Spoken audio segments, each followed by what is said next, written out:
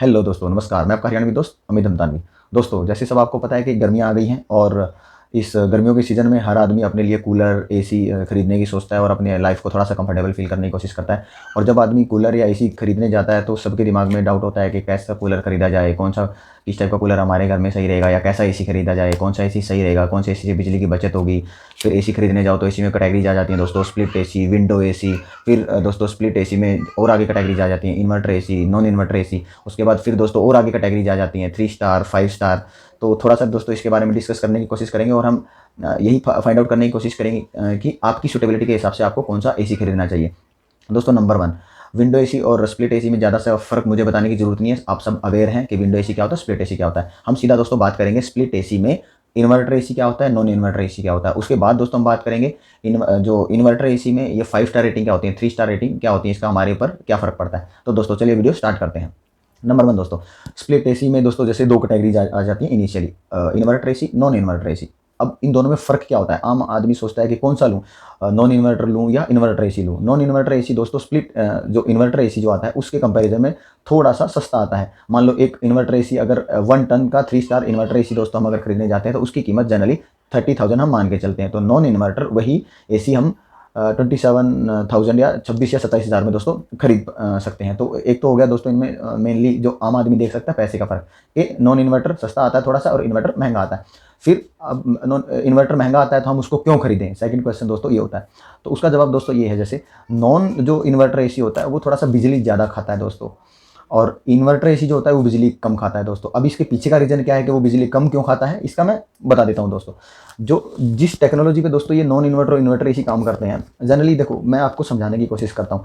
एक non inverter AC के बारे में हम पहले एग्जांपल से दोस्तों बात कर लेते हैं। नॉन इन्वर्टर एसी दोस्तों क्या होता है, मान लो आपने एक रूम का टेम्परेचर 25 डिग्री, मैं मानता हूँ कि आपने 25 डिग्री टेम्परेचर सेट कर दिया।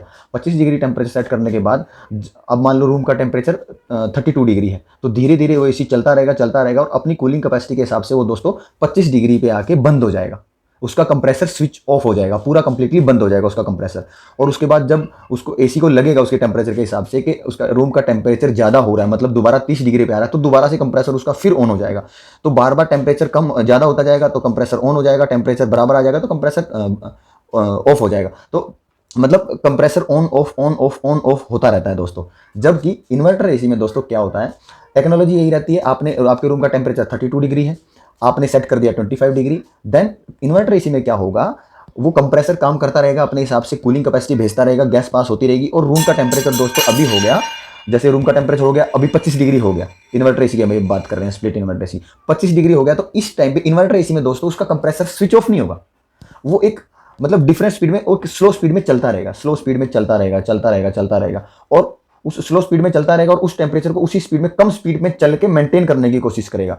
और जब टेम्परेचर थोड़ा सा भी अगर कम, मान लो लगता है कि टेम्परेचर रूम का 27-28 डिग्री बढ़ गया, 25 से 28 हो गया, तो वो अपनी थोड़ी स्पीड बढ़ा देता है। स्पीड बढ़ा के उसको फिर दोबारा से 25 डिग्री पे लेके आने की कोशिश करता है। तो जो इन्वर्टर एसी में compressor bar bar switch off switch on नहीं होता, इसमें क्या है उसकी स्पीड कम ज्यादा होती रहती है। मतलब टेम्परेचर ओके हो गया, देन कम स्पीड हो जाएगी, नॉर्मल स्पीड में चलेगा। जब टेम्परेचर ज्यादा हो गया तो स्पीड अपनी फास्ट स्पीड करेगा और इमीडिएट जितना जल्दी हो सके विद इन 15 मिनट उसको जो रूम के टेम्परेचर को बराबर करेगा और फिर कम स्पीड में हो जाएगा। तो दोस्तों क्या हुआ कि नॉन इन्वर्टर का जो कंप्रेसर होता है बार बार स्विच ऑन होता है, इन्वर्टर वाले का बार बार स्विच ऑफ नहीं होता, एक स्पीड में चलता रहेगा। जब उसको लगेगा कि रूम का टेम्परेचर ज्यादा हो रहा है तो वो स्पीड बढ़ा देगा, फिर लगेगा कि सही हो गया रूम का टेम्परेचर, स्पीड कम कर देगा, मतलब स्विच ऑन और स्विच ऑफ नहीं होगा। तो इससे इलेक्ट्रिसिटी का जो कंजप्शन होता है बहुत कम हो जाता है दोस्तों। मतलब ये मान के चलो एक 1 टन का नॉन इन्वर्टर एसी 5 स्टार और एक 1 टन का इन्वर्टर एसी 3 स्टार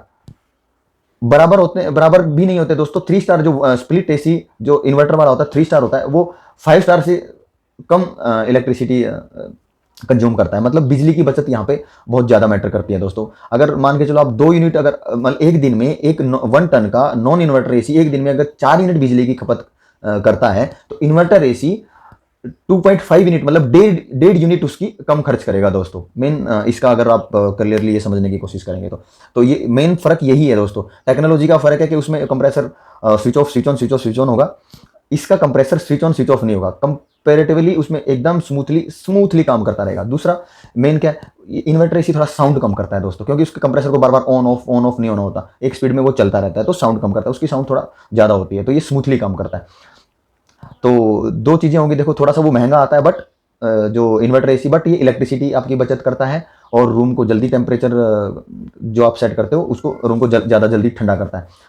फिर दोस्तों इसका इन्वर्टर एसी का, जैसे लोग बोलेंगे कि इसके नुकसान क्या है, तो नुकसान दोस्तों इसको मैं नहीं बोलूँगा, बस ये है कि इन्वर्टर एसी में जो उसके जो पार्ट होते हैं, जो सर्किटरी सिस्टम होता है, वो थोड़ा सा उसके जो आइटम होते हैं सोफिस्टिकेटेड टाइप के होते हैं, मतलब ज़्यादा आइटम होते हैं, मूविंग पार्ट उसके ज़्यादा होते हैं, तो थोड़ा सा हम बोल सकते हैं कि उसकी मेंटेनेंस थोड़ी ज़्यादा होगी। तो अगर जैसे मान लो इसकी मेंटेनेंस, ऑब्वियसली इसमें कम पार्ट है तो इसकी मेंटेनेंस थोड़ी कम होगी, उसकी मेंटेनेंस थोड़ी ज़्यादा होगी, बट वो मेंटेनेंस के बराबर में उतना आपके इलेक्ट्रिसिटी आपकी वो बचा देगा। तीसरा दोस्तों आपका में एक डाउट रहेगा कि अब कौन सा खरीदें। तो दोस्तों अगर आप अपने पर्सनल यूज़ के लिए और घर पे अपने बेडरूम के लिए खरीद रहे हैं और आपको लगता है कि आपका बेडरूम एकदम कॉम्पैक्ट है, चारों तरफ से बंद है, आप उसकी जब आप सोते हो या यूज़ करते हो तो उसकी चारों तरफ से एयर आप सील कर सकते हो, मतलब एयर सर्कुलेशन नहीं रहेगा, देन आपको इन्वर्टर एसी दोस्तों खरीदना चाहिए।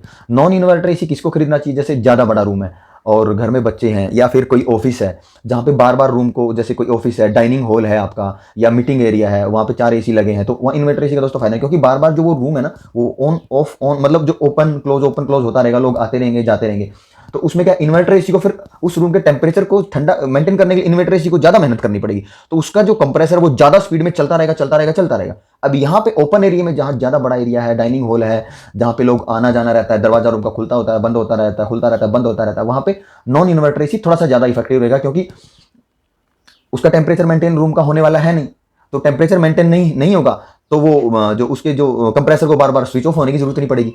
भाई टेम्परेचर कम होगा जब उस 25 डिग्री टेम्परेचर हमने सेट कर दिया, 25 होगा तभी तो उसका कंप्रेसर कम होगा। वो अगर बार बार वो रूम खुलता रहा बंद होता रहा तो वो 25 डिग्री कभी होने वाला है नहीं, तो उसको कंप्रेसर को ऑन ऑफ नहीं होना पड़ेगा। तो उस ओपन एरिया के लिए आप नॉन इन्वर्टर एसी खरीद सकते हैं। अगर आपने पर्सनल यूज के लिए खरीद रहे हैं, आपका एक लगता है आपको कि कैसा रूम है, उसके लिए आप इन्वर्टर एसी खरीदिए दोस्तों। फिर अब आप बोलेंगे कि इन्वर्टर एसी में फिर आगे कैटेगरीज दोस्तों, 1 टन 2 टन 3 टन आता है, 1.5 टन आता है, तो आपको कौन सा खरीदना चाहिए दोस्तों। ये जो टन्स का जो हिसाब होता है, ये टन क्या होता है उसकी भी मैं थोड़ा सा बात करूंगा, वीडियो दोस्तों लंबी हो रही है। तो जैसे आपको कौन सा खरीदना चाहिए, अगर आपका 10 बाई 10 का रूम है, मतलब 100 स्क्वायर फीट का, या 120 स्क्वायर फीट का, मतलब 10 बाई 12 का है, तो 1 ton 3 star split inverter AC दोस्तों मैं बोलूंगा गुड है, मैं यूज कर रहा हूँ। उसके रिव्यूज भी मैंने फ्लिपकार्ट से ऑनलाइन खरीदा था दोस्तों, 28,000 रुपये का सैमसंग का 1 टन 3 स्टार स्प्लिट एसी, वो बिल्कुल अच्छे से चल रहा है। उसका रिव्यू भी मैंने डाला हुआ है, उसका लिंक मैं डिस्क्रिप्शन में और आई बटन में भी दे दूंगा। अगर आपका रूम थोड़ा ज़्यादा बड़ा है, मतलब 12x15 का रूम है, मतलब 150 square feet, 180 square feet, 200 square feet है, तो आप 1.5 टन का 3 स्टार 1.5 टन का इन्वर्टर एसी ले सकते हैं दोस्तों।